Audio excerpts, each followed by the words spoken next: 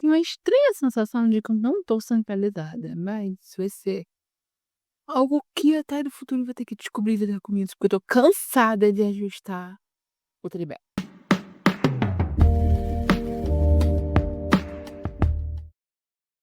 Olá, eu sou a Thay, se essa é a sua primeira vez aqui, seja muito bem-vindo ao meu canal. E se você é um inscrito retornando, seja muito bem-vindo de volta. Faz algum tempo que eu não falo sobre livros aqui, acho que o meu último vídeo sobre livros foi A Minha Cena Colheita, que já tem não é bem mostrável. Então, nesse climinha de Halloween, e se você tá se perguntando, tem, mas o Halloween já passou. Não, não passou, tá? Halloween, ele é uma vibe, ele é um feeling e eu ainda estou nele. E também o fato de eu estar muito inserida aqui no lançamento da nova temporada de Entrevista com o Vampiro me fez estar muito na vibe de vampiros, pensar em vampiros, assistir coisas de vampiros, ler coisas sobre vampiros, tanto que estou relendo Carmila neste exato momento. Inclusive, a ideia do meu look de hoje era passar uma vibe Carmila loira, né? Mas eu mirei na Carmila e eu acertei na Darcy das Trinks de Winx, o que também não é nada ruim, porque eu adoro as Trinks. Enfim, eu pensei, por que não hoje a gente analisar o que é considerado o primeiro terror gótico de vampiro, Drácula. Afinal, não tem como a gente discutir terror romance gótico sem discutir Drácula, não só porque essa obra é um dos terrores góticos mais conhecidos, como é um dos livros mais conhecidos de todos os tempos, né. Ela já foi adaptada, assim, em incontáveis maneiras diferentes ao longo de centenas de anos. Nunca ter lido Drácula, você pode nunca nem ter assistido qualquer filme de Drácula, mas você definitivamente sabe do que se trata. E no minuto em que você ouve essa palavra, sua mente dispara para morcegos, vampiros, alho, um castelo gótico no meio do nada. O nome Drácula evoca uma imagem muito precisa dentro da nossa cabeça. Ele é muito bem assegurado dentro da cultura em geral. E aí, curiosamente, né, apesar de um grande fascínio que eu tenho por terror ou romance ou fantasia gótica, e o mundo dos vampiros em geral, eu nunca havia lido Drácula até o ano passado, algo que é muito doido. Eu li Entrevista com um Vampiro no ensino médio, mais ou menos ali naquela mesma época que eu li Crepúsculo e Diabos do Vampiro e tal, então não é como se eu nunca tivesse lido um clássico de vampiro. E alguns anos depois eu li Carmila, que sou completamente apaixonada, já li incontáveis vezes, é um dos meus livros favoritos da vida, definitivamente é o meu livro favorito de vampiro. E mais uma vez, estou relendo agora, apesar de eu odiar essa capa, comprei uma cópia física só porque precisava de uma cópia física de Carmila, mas eu nunca havia pego Drácula e não tinha nenhuma razão específica, eu só nunca tinha pego pra ler mesmo. Então, por eu já tê-lo encontrado, não só como adulta, né, porque eu só fui ler no ano passado, mas também como uma leitora já muito amadurecida, não foi como o caso de Entrevista com o Vampiro, que eu li novinha no ensino médio, minha experiência com ele foi muito diferente da experiência que eu tive com Entrevista com o Vampiro e até com Carmila, se bem que eu não lembro exatamente a idade que eu tinha quando eu li Carmila pela primeira vez. Mas é que eu não tive com ele esse mesmo apego emocional que eu tenho com esses 2 livros que também são clássicos da mesma trope, né, que todo mundo conhece. Mas antes de eu falar particularmente de Drácula, quer dizer, do que eu achei de Drácula, da minha opinião sobre Drácula, 2 coisas, uma, eu não tenho certeza, mas provavelmente eu nomeei o título desse vídeo "Eu li Drácula pra você não ter que ler", que é, tipo, o tipo de vídeos que eu faço aqui com os livros, onde eu dou minha opinião e falo um pouco sobre o plot do que acontece no livro, faço quase que uma análise literária desses livros, é uma mistura de ambas as coisas, mas não é um sumário do plot, então eu não vou te contar a história inteira. Mas como é uma análise desse livro e da minha percepção dele, do que eu achei do livro, uma resenha literária, obviamente eu vou falar sobre o plot de Drácula, então eu sempre acho que é meio óbvio que vai ter spoiler do livro, ainda mais que é um livro do século XIX, século XVIII, França século XVIII, França século XIX. Enfim, mas ainda assim sempre tem um doido pra falar: "Ai meu Deus, você não avisou que tem um spoiler". Tem spoiler. Meu segundo ponto que, antes de falar sobre o que eu achei de Drácula, vamos falar sobre o que é Drácula melhor, vamos falar primeiro sobre o que o romance gótico. Vampires do exist. This one. Ele é chamado de gótico porque o seu impulso imaginativo é extraído de construções e ruínas medievais. Os romances góticos geralmente utilizam cenários como castelos ou mosteiros, com passagens subterrâneas, amias escuras, painéis ocultos e alçapões. E essa moda foi iniciada na Inglaterra pelo enorme sucesso de Horace Walpole com O Castelo de Otranto, publicado em 1765. Mas o que se considera um dos melhores exemplos desse gênero são os livros de Anne Radcliffe, que são Os Mistérios de Udolfo, publicado em 1794, e O Italiano, publicado em 1797. E então, depois vieram as clássicas, inigualáveis e inesquecíveis histórias de terror, como Frankenstein, da Mary Shelley, sempre é importante lembrar que Frankenstein foi escrito por uma mulher, de 1818, e Drácula, de 1897, final do século XIX, escrito pelo Bram Stoker, que continuam pertencendo a essa tradição gótica, continuam sendo considerados, né, romances góticos, mas eles introduzem essa natureza existencial da humanidade como seu mistério e terror definitivo. Vampires do exist. This one Drácula foi escrito pelo Bram Stoker, publicado em 1897, como eu mencionei, e ao contrário do consenso geral, ele não é a primeira obra de vampiro. Já haviam sido escritas outras matérias de literatura sobre vampiro. Outros livros antes abordaram a temática, mas o que é considerado mesmo um livro que abordou efetivamente o que hoje a gente considera a temática, a trope vampiro, foi Carmila. Esse seu primeiro pseudônimo. No entanto, Carmila é uma novela, talvez poderia ser considerado um conto, ele é um livro bem curtinho, então talvez por isso, talvez não. O fato é que Drácula foi quem popularizou o gênero. Drácula popularizou vampiros, Drácula popularizou o lore dentro da literatura. E persistiu um clássico por gerações e gerações e gerações. Outra coisa importante de se mencionar é que Drácula é um romance epistólico. O que isso significa? Que os eventos do livro, eles são contados através de cartas ou diários ou pedaços de artigos de jornal. Isso significa ser um romance epistólico. Então, é como se você observasse a história através de uma documentação do que aconteceu. Tipo, como se eu estivesse pegando uma caixa cheia de cartas antigas e a partir daí montando a história. Ao invés de acompanhar a corrente de pensamentos de um narrador, seja ele um narrador personagem, seja ele um narrador observador, como é mais comum no romance. E aí, vai depender da edição de Drácula que você vai pegar para ler. Mas se eu não me engano, das 2 vezes que eu li pelo Kindle, então a minha edição tinha ali cerca de 400 páginas. É aquela mais comum que você encontra na Amazon, da capinha vermelha. E ali, cerca das 50 primeiras páginas da história, elas são contadas pelo diário do Jonathan Harker. O Jonathan era um advogado recém-formado, já começava a trabalhar agora, e ele estava viajando para a Transilvânia a trabalho. Importante lembrar que a Transilvânia era uma terra que existia na época, porém hoje seria o que a gente considera a Romênia ou România. Eu sempre confundo.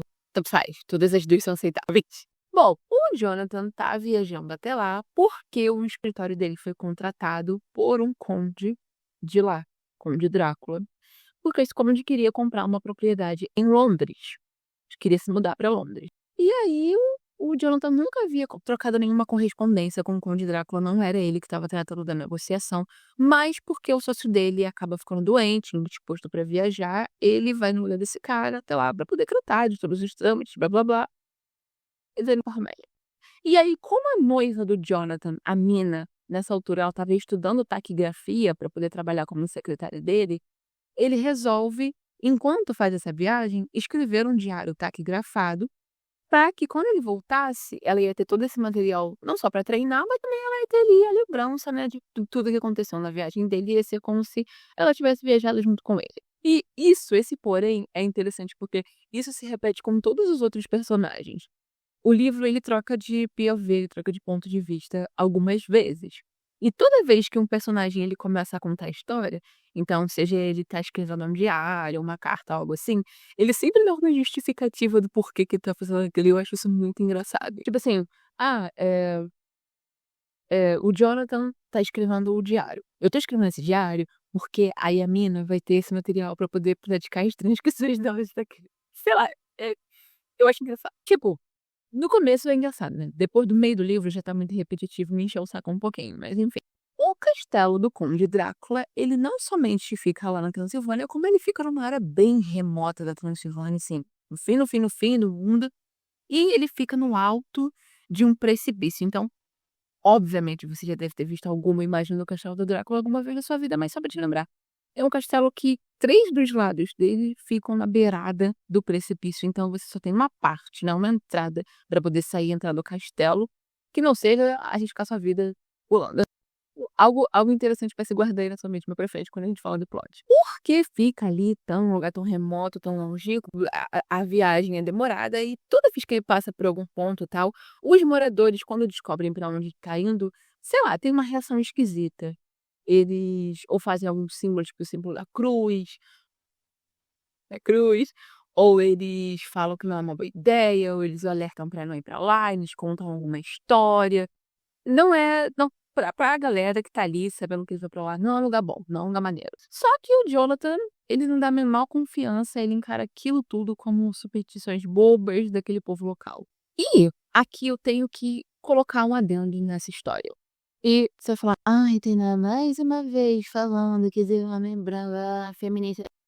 É uma obra claramente escrita por um homem branco no século XIX. Não só um homem branco europeu no século XIX. E não é que não haja racismo lá hoje, mas nessa época existia muita briga, existia, não que não exista hoje também, mas era pior, muita guerra entre diferentes povos europeus, que vinha de uma forma de preconceito que talvez racismo não seja nem a melhor palavra, ou não seja a única palavra que a gente poderia usar para definir. Tinha uma coisa muito xenofóbica, porque, as linhas entre nacionalidade e raça eram muito nubladas nessa época, né, a gente não tinha os países que a gente tem hoje, então a briga era muito por, tipo, a galera irlandesa não curtia o povo romani, por exemplo. Tipo, um lado se considerava muito superior e intelectual e mais avançado, e considerava o outro lado da Europa bárbaros e as superstições deles ridículas e não dava valor à religião que essas pessoas praticavam e tal. Basicamente um sentimento de superioridade mesmo, de meu povo é melhor que o seu. E a maneira como alguns personagens, principalmente nessa parte do livro em que ele tá atravessando ali até chegar ao castelo, a maneira como esses personagens são descritos é muito ofensiva, é bem xenofóbica e bem racista. Deixa muito evidente a época no qual o livro foi publicado. A maneira como o povo romano e o povo eslovaco são falados em si, tipo assim, são descritos, vamos ser sinceros, quase como se eles fossem seres animalescos. É bem estereotipada. E o Bram Stoker era um cara irlandês, então eu não poderia deixar de enunciar esse fato. É claro, né, porque a gente tem que analisar as suas obras nos seus acertos e nos seus erros.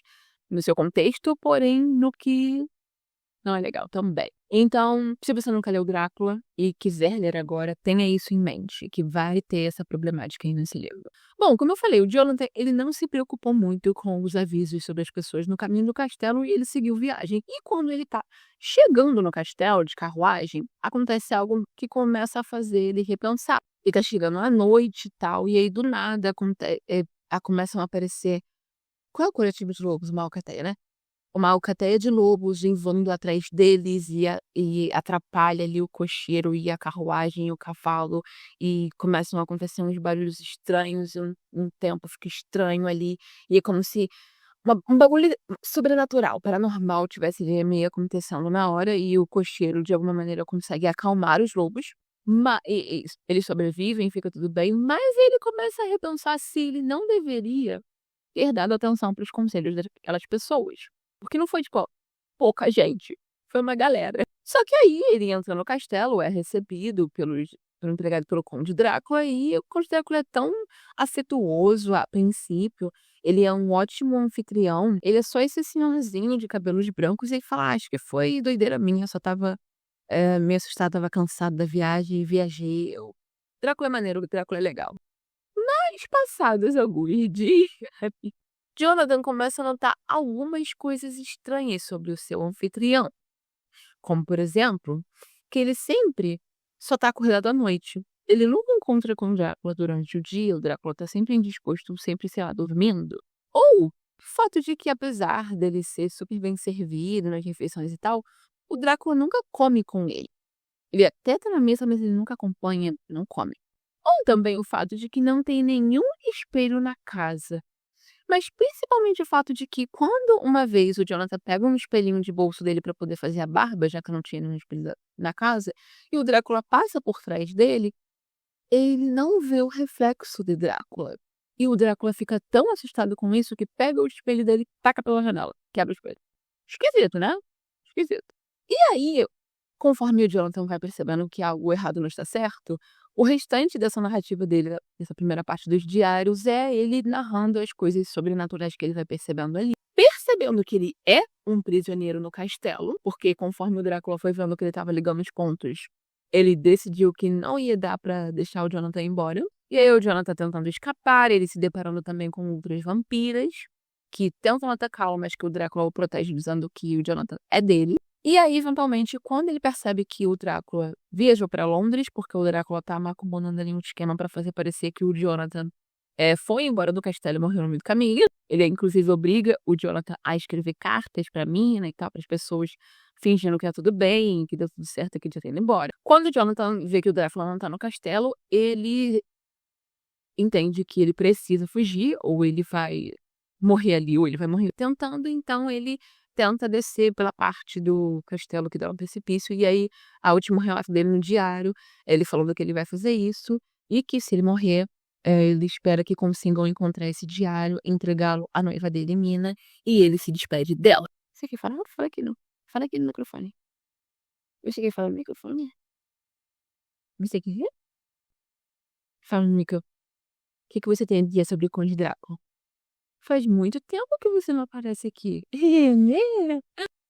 Tá bom, mas o que você tem a dizer sobre essa experiência? Tu deu com a mamãe. Foi, você deu comigo. O que você tem a dizer? Hum? Nada?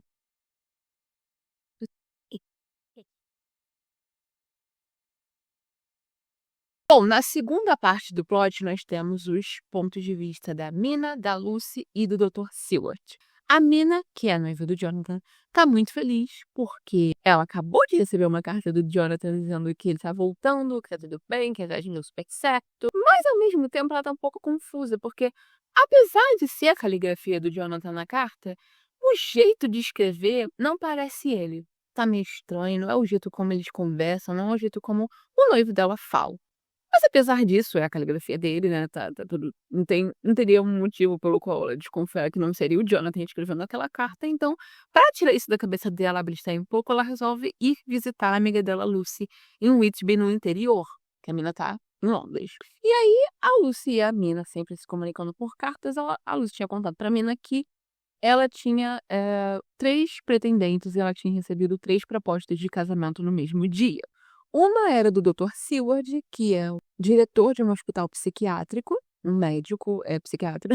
A outra foi de um homem norte-americano, um homem dos Estados Unidos, se não me engano, do Texas, negro, chamado Quincy, que eu não sei exatamente o que aquele Marilupe ele tá fazendo ali, porque o personagem do Quincy é muito deixado de lado na história. E o terceiro de um cara chamado Arthur, que ele tem algum título aristocrático que eu sempre me confundo e esqueço, porque apesar dele aparecer bem mais na história do que o Quincy, eu simplesmente não ligo muito pro Arthur. Mas é com o Arthur que ela decide se casar, ele por quem ela tá mais apaixonada e tal. Quando a Mina chega a Whitby pra passar um tempo com a Lucy está noiva do Arthur. E aí, essa parte do livro tende a se demorar demais num subplot desnecessário, sinceramente, em detalhes de coisas que ninguém liga, ninguém quer saber e não acrescentam em nada na história. Mas, ao mesmo tempo, também criticar isso é um pouco, não sei, porque é um livro do final do século XIX e naquela época as pessoas não tinham a mesma dificuldade de concentração que a gente tem hoje por causa da internet, das redes sociais, do TikTok em geral.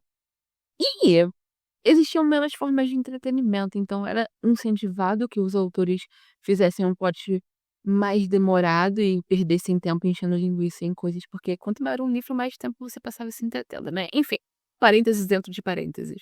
A questão é que a melhor maneira que eu posso resumir essa parte é: a mina tá passando um tempo lá com a Lucy, a mãe dela. A Lucy começa, a princípio, ter sonambulismo. Ela começa a acordar de madrugada e sair andando e tal.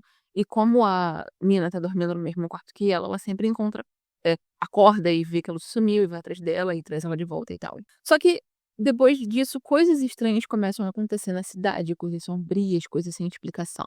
E junto a isso, a mina vai ficando cada vez mais nervosa, porque depois daquela última carta do Jonathan, ela não recebeu mais nenhuma correspondência dele, ela não sabe em que parte do mundo ele tá, se ele já chegou em Londres, o que é que tá acontecendo, nada.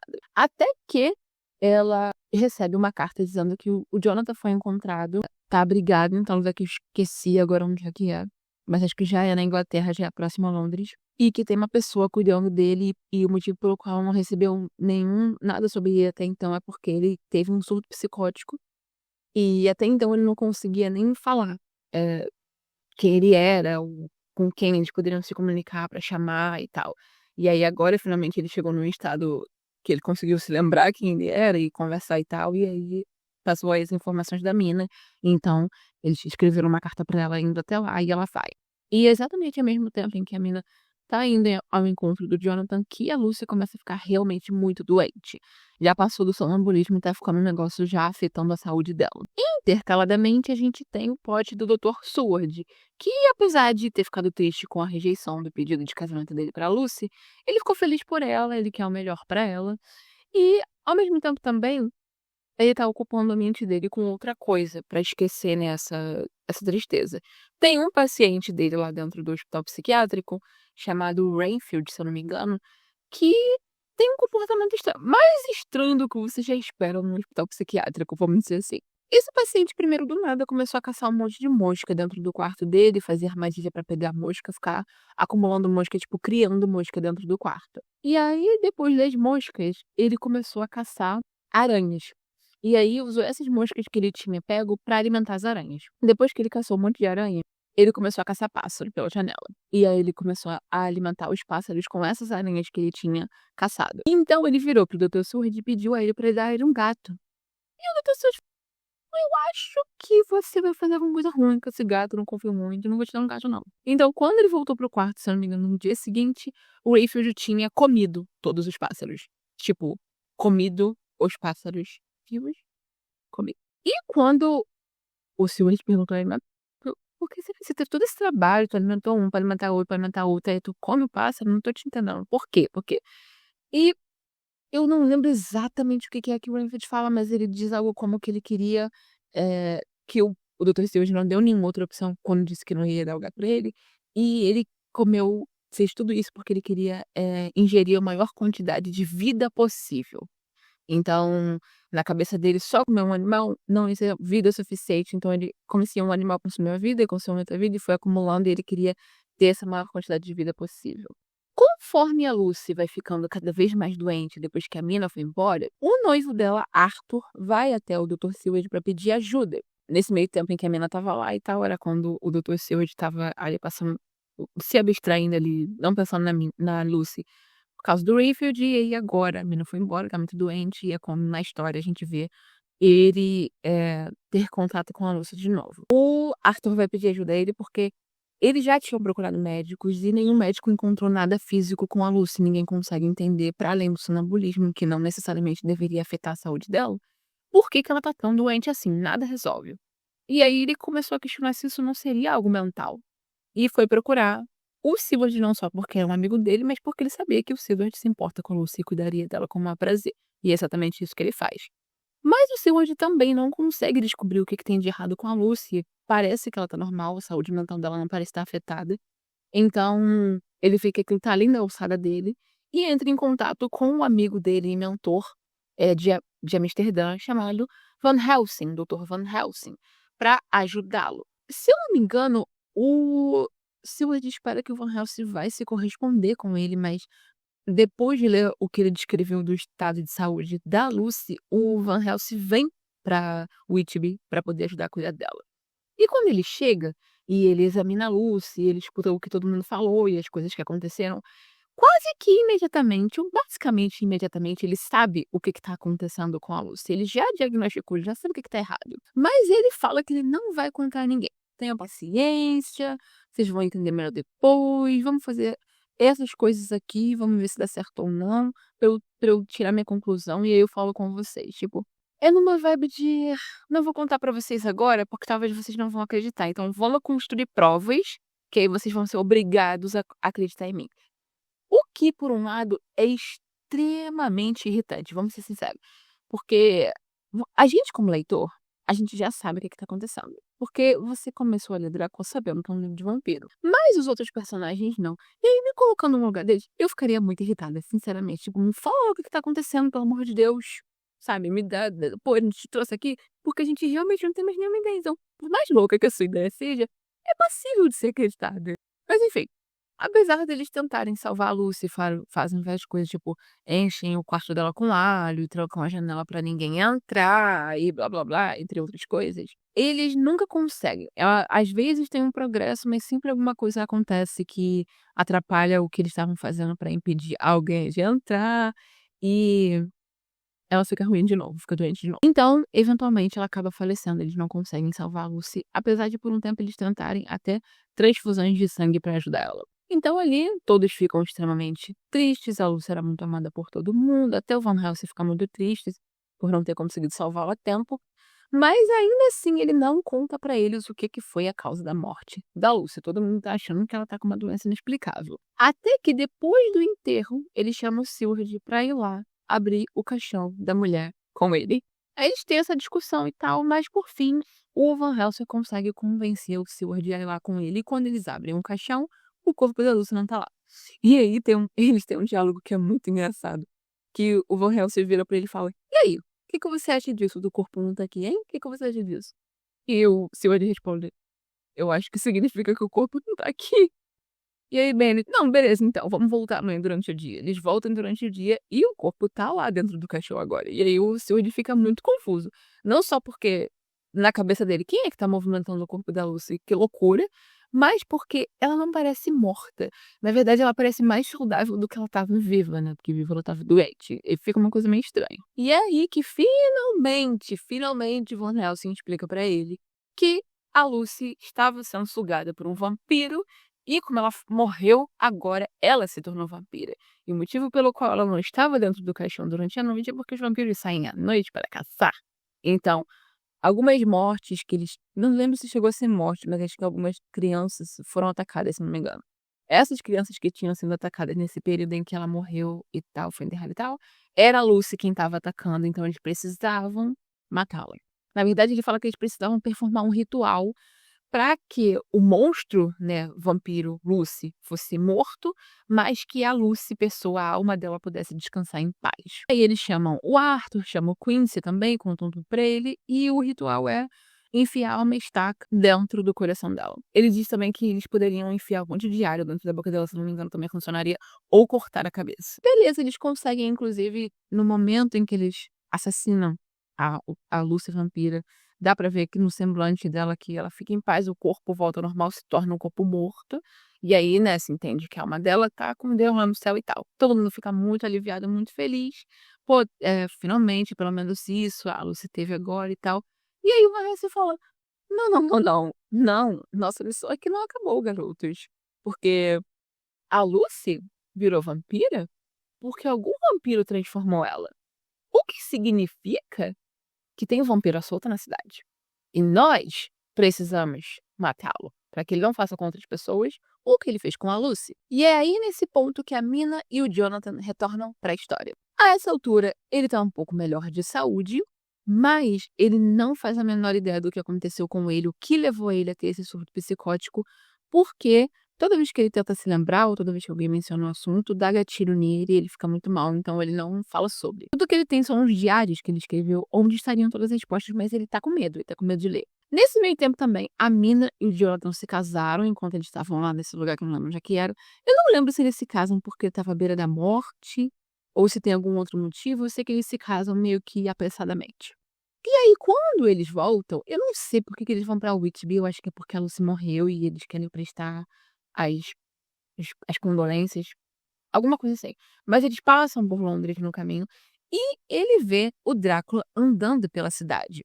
E apesar dele não ter as memórias das coisas que aconteceram com ele lembra que ele esteve no castelo do Conde Drácula, que encontrou com Drácula. E o Drácula que ele vê em Londres parece muito mais jovem do Drácula que ele conheceu lá na Transilvânia. Então, ali é o primeiro sinal para ele de que tem alguma coisa errada. E o que tem errado com ele provavelmente tem a ver com o Conde Drácula. E é aí que, depois de saber tudo o que aconteceu com a Lucy também, ele entrega o diário dele para Mina e para o Dr. Seward lerem. Ao mesmo tempo também, ou logo depois disso, a Mina começa a transcrever as gravações das consultas do Seward com aquele paciente, Rainfield, porque ele também mantinha um diário de tudo, só que era com com um fonógrafo, que é um aparelhinho de gravar conversa. Daí ela começa a transcrever essas conversas dele e também transcrever o diário taquigrafado do noivo, do marido agora. E aí, então, que a Mina, a verdadeira heroína dessa história, liga os pontos entre as estranhezas do Randy, o que aconteceu com a Lucy e o que aconteceu com o Jonathan no castelo do Drácula. Ela é o cérebro. Mas é um livro escrito por um homem no final do século XIX, então, obviamente, a Mina não recebe a glória que ela merece, mas é ela quem descobre tudo, tá? Todos os homens são descritos como esses caras incríveis. Eles são. Eles estão. Isso é uma coisa chata, né, também. Porque eles são o tempo inteiro, mas você é tão bondoso. Ai, mas você é tem de uma moral tão alta e de caráter. Ai, mas você é maravilhoso, um amigo e másculo. E, meu Deus, como outra pessoa poderia ser tão boa? Como posso eu estar na presença de um homem tão bom?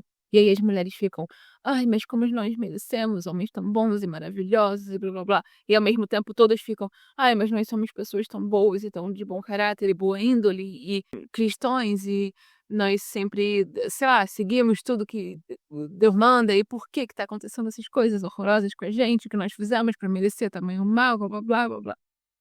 Que poderia reduzir 100 páginas do livro, todos esses diálogos. Ele manifestou esse padrão repetitivo de deixar a Mina de fora das coisas sempre. A partir dali, todas as vezes que eles iam descobrindo coisas ou tinham um plano, eles nunca contavam pra Mina pra proteger a fragilidade dela, vai que ela descobre e tem um surto histérico. O que é bem irônico, né? Quando ela é a personagem mais forte dali entre eles e justamente quem tem um surto histérico é o marido dela. O mais interessante ainda é que as coisas só dão certo, os planos só funcionam, as ideias boas só surgem quando eles começam a contar as coisas pra Mina. Ela é o cérebro da operação. Óbvio. Enfim, no fim eles arquitetam um plano, a Mina arquiteta um plano, pra inutilizar todos os caixões do Drácula, porque apesar dele conseguir andar durante o dia, porque ele é um vampiro, mas ele é um vampiro extremamente poderoso, reino de vampiros, ele fica mais fraco se ele não puder descansar durante o dia no seu caixão, recuperar suas forças e tal. E aí, se eles não utilizarem todos os caixões dele e ele não puder descansar, ele ainda vai ser muito forte em comparação ao ser humano. Mas vai ser mais fácil eles, em grupo, com todos os seus artefatos e tal, conseguirem assassiná-lo. E eles quase conseguem, porém, ele tinha um plano B, ele tinha um caixão realmente escondido que ninguém sabia onde é que estava, e ele consegue fugir de Londres nesse caixão.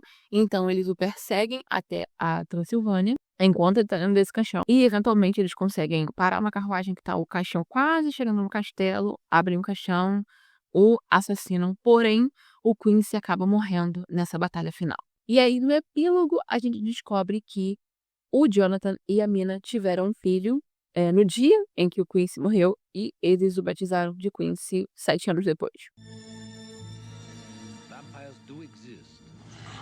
This one Bem, qual foi a minha percepção quando eu terminei esse livro?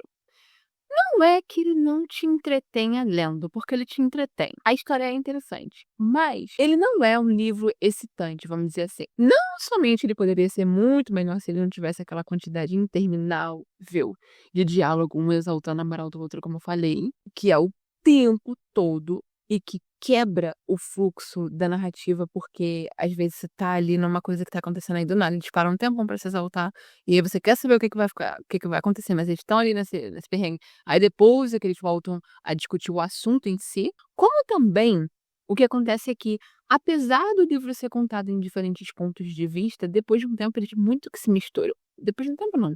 Acho que o único que se distingue melhor é o do Jonathan.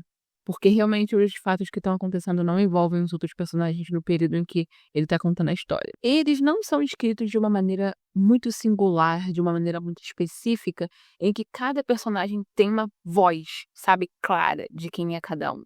Então, se tu tá lendo e aí meio que ficou cansado ali na narrativa e tal, e você não tá prestando atenção quem é que tá contando a história naquele momento, você não sabe. Tem que se lembrar. Em vários momentos eu esqueci, eu tinha que me lembrar. Mas quem é que tá contando a história agora mesmo? Porque não tem. Eles não têm uma voz muito específica mesmo. Nem mesmo a Mina, que é a única mulher contando a história, tem. O Drácula é, na verdade, quem tem a personalidade que mais se destaca, é mais interessante, mais colorida. Porém, ele, além de não ter um ponto de vista, ele quase não aparece na história, pra ser sincera. No começo, no Diário do Jonathan, é onde ele aparece mais, porém, dali pra frente, o Drácula, ele é uma sombra na história, ele é um perigo à espreita. Ele não é um personagem que a gente realmente vê e se encontra. Então, a gente não tem muito diálogo dele conversando com os personagens, nada do tipo. O que é uma pena. O que é uma pena. No entanto, Drácula é definitivamente um terror gótico. Em algumas partes, ele te dá aquela maravilhosa sensação de angústia, não sei se seria a palavra correta. O desconforto natural de quando você lê terror. E eu com certeza consigo entender por que é um livro que se sustentou por todos esses anos. Porque ele é um livro muito bom, ele é um livro muito bem escrito e ele é um livro muito interessante de se ler.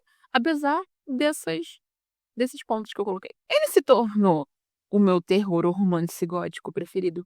Não.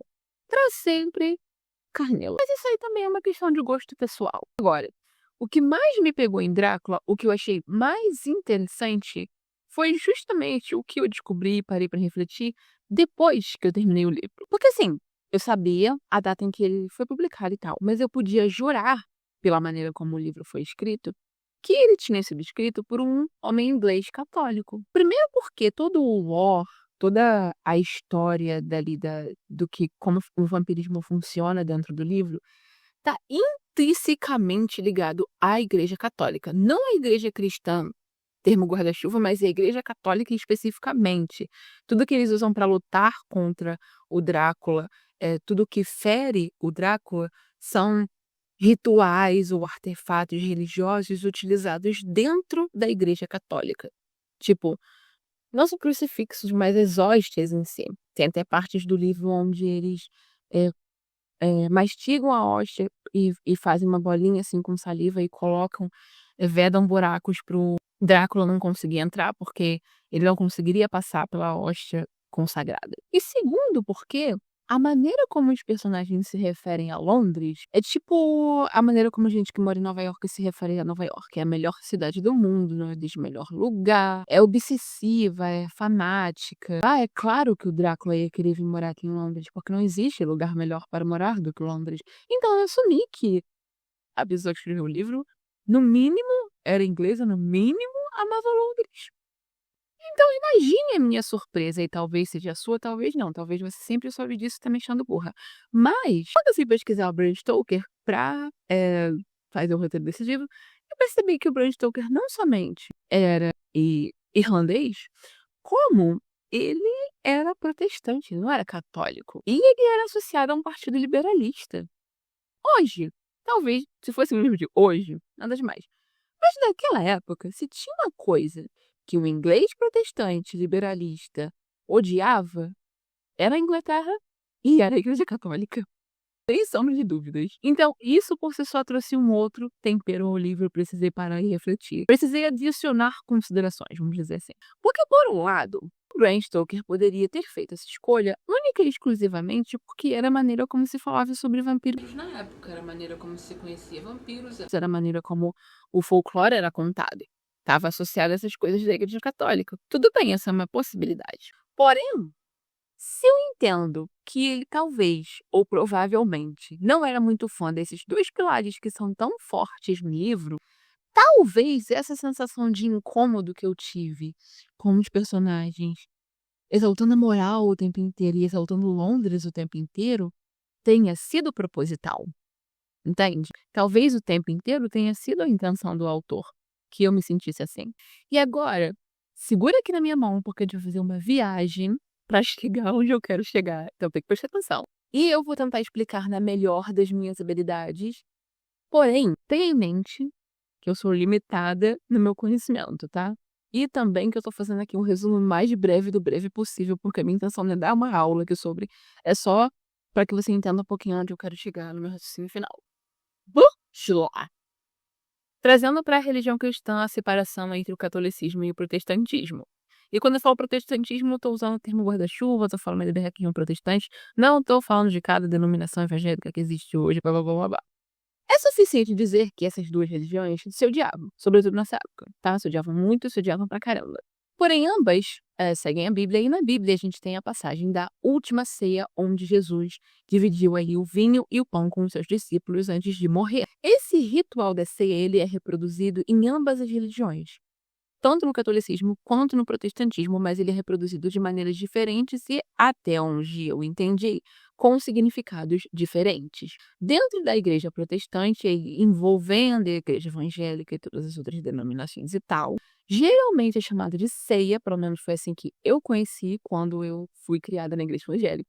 E você compartilha o pão e o vinho, geralmente não é vinho, geralmente é suco de uva, porque evangélicos não bebem, como se você compartilha com os seus irmãos em Cristo, né, com as pessoas da igreja, como se você estivesse compartilhando o corpo e o sangue de Jesus, mas também do mesmo jeito que ele compartilhou com os discípulos.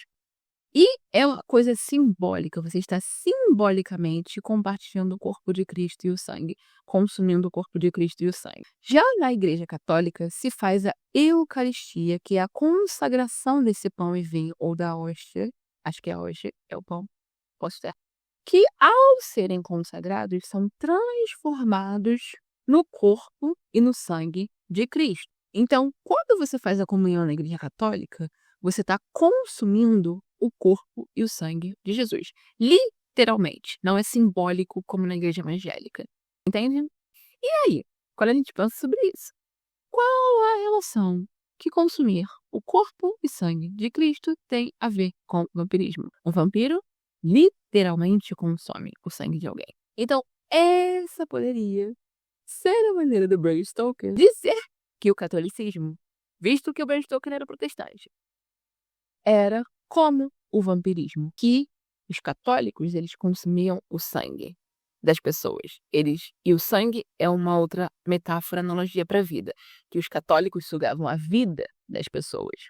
Porém, ao mesmo tempo, no próprio livro, eles usam todos esses artefatos religiosos da Igreja Católica para lutar contra o Drácula, o grande mal, que seria, se ele é o grande mal e se a Igreja Católica é associada, se o catolicismo é o vampirismo, o Drácula seria uma alegoria para a Igreja Católica também, correto? Então, se o Drácula é o mal e ele é alegoria para o catolicismo, por que que os bonzinhos também usariam artefatos católicos para lutar contra o Drácula?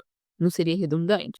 Mas talvez esse fosse justamente o ponto, onde esses personagens que têm uma moral tão elevada de si mesmos, que se consideram tão bondosos, tão honestos, tão justos, tão superiores moralmente, meio que estão profanando os próprios rituais e crenças religiosas da religião deles, que eles consideram tão superior às outras. Tal como a gente poderia dizer, o catolicismo, que foi usado como forma colonizadora, com a justificativa de trazer o bem para outras nações e tal, quando na verdade estava matando essas pessoas.